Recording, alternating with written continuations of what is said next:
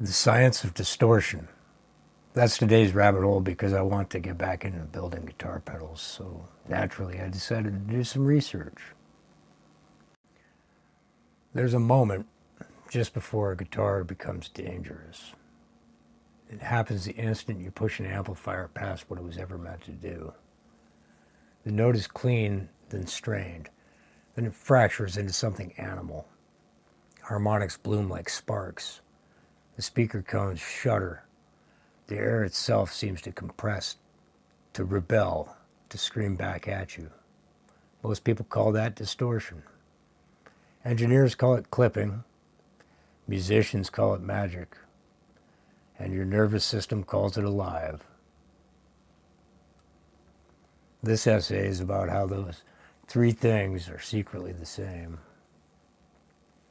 How distortion actually works. Let's strip distortion down to something you can explain to a curious friend while both of you are staring at the glowing amp in a dark room. At its core, distortion is not mystical, and it's not a random noise. It is simply what happens when a signal hits a wall. Start with a clean guitar signal. Electrically, that signal is just a smooth wave that rises and falls like rolling hills.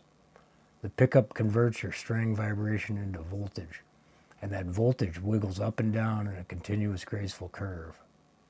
An amplifier's job is to make that wave bigger, so it takes small voltages and scales them up so a speaker can move enough air to be heard.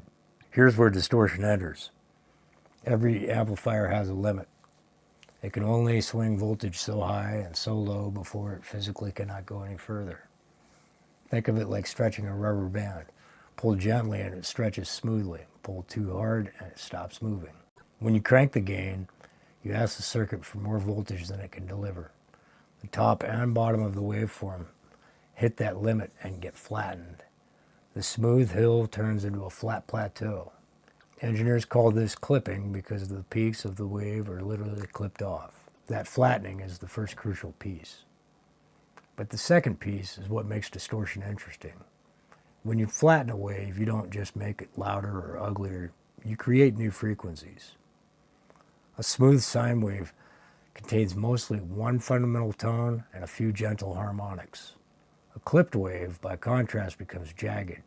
Those sharp edges mathematically require lots of extra high-frequency content. Your ear hears that as a grit, crunch, fuzz, or growl. So distortion is really two things happening at once. One, the signal is hitting a ceiling. Two, that ceiling is spawning extra harmonics your string never produced. Different devices clip in different ways. A tube amplifier tends to round off the edges before it clips. The waveform gets squeezed and softened first, then flattened gradually. That produces what people describe as a warm distortion, rich, complex, and musical. A transistor circuit often clips more abruptly. The wave slams into the limit like a brick wall. That sounds harsher, tighter, and sometimes more aggressive. Guitar pedals exploit the same idea but shape it differently. An overdrive pedal gently compresses and nudges the signal towards clipping. A distortion pedal clips more firmly and predictably. A fuzz pedal almost completely squares the wave, turning your guitar into a buzzy, synth-like instrument. All of them are just clever ways of deciding how the signal hits the wall and what shape it becomes after the crash. There's one more layer that matters: feedback. When your amp is loud enough, the speaker's vibrations re-enter your amp's strings and pickups, and therefore feeding the energy back into the system. The circuit is still distorting that signal, but now the whole loop, the guitar, the amp, the room, the air, it's all interacting. That's why sustained notes can bloom into singing feedback instead of dying out. So in plain terms, clean tone is electricity behaving politely. Distortion is electricity being pushed past its comfort zone.